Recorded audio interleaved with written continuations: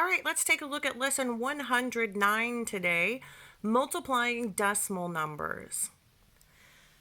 Okay, so we have some questions here. The first one says, what is 1/10 of 1/10?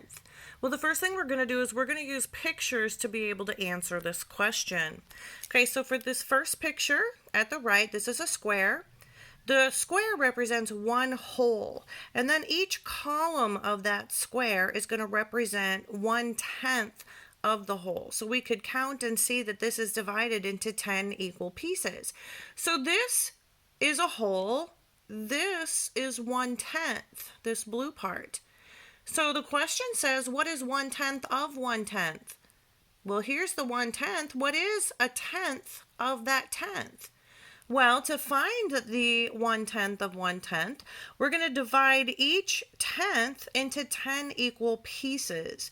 Okay, so if I took that blue and I extended it all the way down, that would have been the original 1/10 of the square, but this is now divided into 10 equal pieces. So one of those pieces, or 1/10 of 1/10, is going to be one piece out of 100 pieces. So the answer would be 1/100th. So 1/10 of 1/10 is 100th. Okay, so when we find 1/10 of 1/10, we're actually multiplying. That of in there signals that we're going to be multiplying. So here we show the problem written as a multiplication equation. So we took the original 1/10, and we said of, which is multiplication, 1/10 equals 1/100th. Okay, we can also write the same problem using decimal numbers. So this is the way we did it. So 1/10 is 0.1 of multiply 0.1, again 1/10. Okay, so when we set up a decimal multiplication problem, we do not need to line up our decimal points. Instead, we're just going to write them all to the right-hand side like we would normally in a multiplication problem. We're going to multiply just like we would normally in a multiplication problem. So here I have 1 times 1, and that does equal 1. Okay, I don't have anything else I can multiply because everything else is zeros. Okay, the only additional part to this is that now I have to figure out where is that decimal point going to go. So what I'm going to do is I'm going to count. I'm going to count in my factors how many numbers there are behind the decimal points. So I can see here's one number behind a decimal point, and here's one number behind a decimal point. So I have two numbers behind the decimal point. I need two numbers behind a decimal point in my answer as well. So I had 1 as my original answer. I'm going to start on the right, and I'm going to go over 2 places. So 1, 2, and that's going to show me where my decimal point needs to go. So the answer is 1/100th, just like we saw in the pictures. All right, for these next couple problems, it says copy and study the following examples. Okay, so what I have is I have 0.12 times 6. So let's see what we did. We did 6 times 2 is 12, carry a 1. 6 times 1 plus 1 is 7. So we got 72 for an answer. So remember, with decimals, I have to go back and count how many places there were, how many numbers there were after the decimal point. So I can go back and see here's a 2 and here's a 1. So that's 2 numbers behind a decimal point. There are no numbers behind the decimal point here. So I know in my answer I have to have 2 numbers behind the decimal point. So I would go to my 72 and I would count 1, 2, and that's where my decimal point would go. So my answer to this problem would be 0.72. Okay, here's another one. I have 25 times 0.3. Okay, so ignoring my decimal points first, let's just do the multiplication. So 5 times 3, 15, carry a 1. 3 times 2 is 6, plus 1 is 7. So I would get 75 as an answer. Go back to my factors. Let's see how many numbers there were behind the decimal point. In 25, there are no numbers behind the decimal point. In 0.3, I have one number behind the decimal point.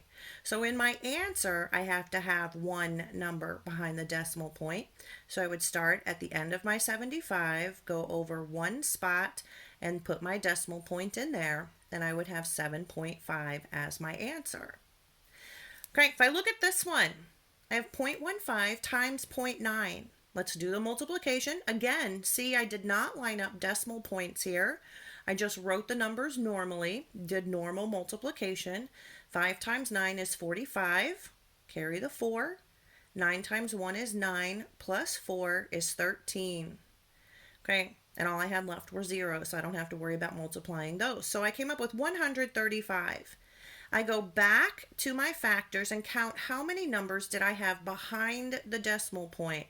I had a 5 and a 1 and a 9. So I had 3 numbers behind the decimal point. I would start at the end of my answer and go in 3. 1, 2, 3. So 0.135 would be the answer to this problem. The general rule for multiplying decimal numbers is that first we multiply and then we count. So here's a chart that helps explain what we do with our decimal points, because when we multiply decimal points, it's different than when we add or subtract numbers with decimals. Okay, so at the top of the chart it says operation. So this is just for things where we're adding or subtracting. We look for rules down here. And when we're multiplying, we look for the rules down here. Okay, so we have memory cues for those operations.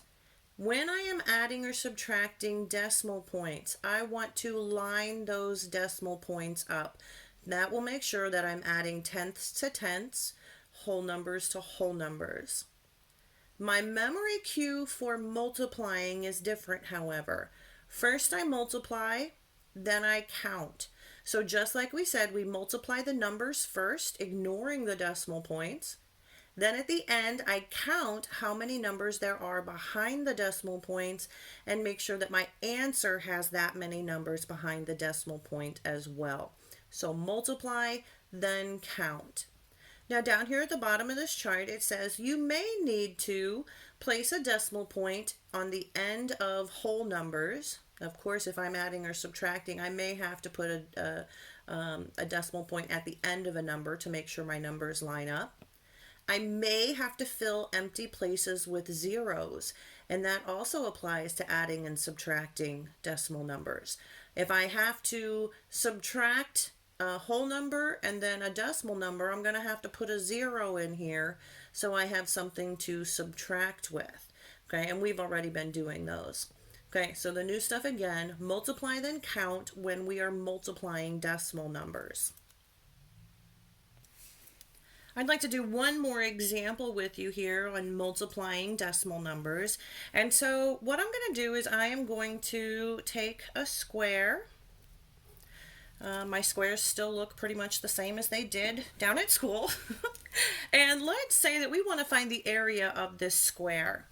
And each side of the square is 0.2 inches.